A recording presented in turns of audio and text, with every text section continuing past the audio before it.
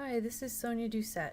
In this example, I'm going to show you how to determine empirical formulas from empirical data. So what empirical data is referring to is really any data collected in a laboratory through experimentation. So there are two cases here.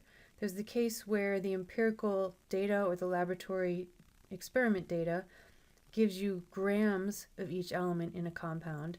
And there are other cases when that experimental data or the empirical data will give you the mass percent of each element in the compound. So you can treat those both the same way when solving these types of problems. You just have to take one additional step in the thought process when you're given things in terms of mass percent. So this problem says that a colorless liquid is composed of 84.1% carbon and 15.9% hydrogen by mass. What is the empirical formula for this compound? So this is a case where you're given the mass percent for these elements in the compound, and you want to find the empirical formula for that compound given that information. So what you can do here is think that, well, if both of these, the 84.1% and the 15.9% have to add up to 100, that means that if you have 100 total grams of this substance,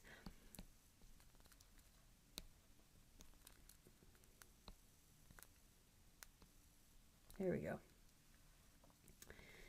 84.1 grams of that substance will be carbon, and 15.9 grams of that substance will be hydrogen.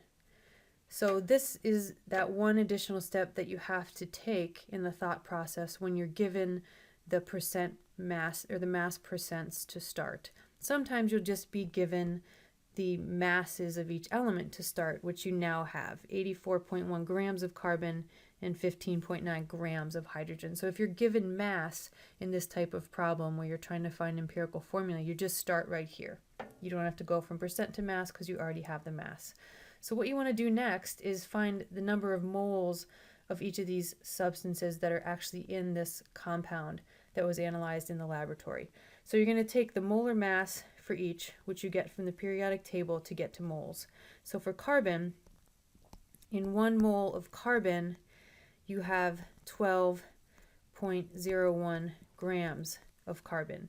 And for hydrogen, in 1 mole of hydrogen, you have 1.008 grams of hydrogen. So if you carry out the math in both of these cases, you're going to get 7.002 moles of carbon and 15.77 moles of hydrogen.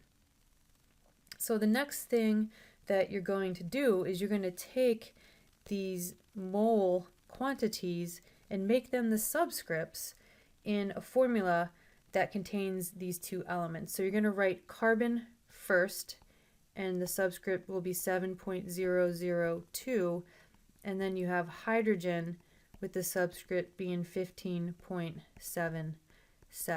So that doesn't look like a chemical formula, because in chemical formulas the subscripts are positive whole numbers. So to make these whole numbers, the first thing you can try is divide both of them by the smallest of the two non-whole number subscripts. So in this case, the smallest of the two is 7.002. So you're going to divide both of those numbers by 7.002.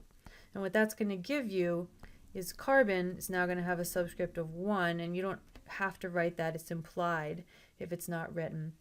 And hydrogen is going to have a subscript of 2.25 once you carry out this division and move the product of that division over there.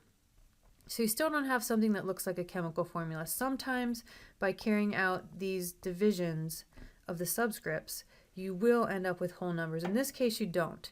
So what you now want to do is think about what can you multiply these two subscripts by in order to get you a whole number. So you can pretty easily see, because you have 0.25 here, if you take 4 0.25s, you're going to end up with 1, which will be a whole number. So if you multiply both of these numbers by 4 and also multiply the 1 by 4, what you're going to end up with is a compound of C4, and then when you multiply 2.25 by 4, what you're going to get is 9. So there is your empirical formula. It's C4H9. So remember, this isn't necessarily the molecular formula, which could have larger whole number subscripts than we see here, but this is the empirical formula for this colorless liquid that was analyzed in the lab.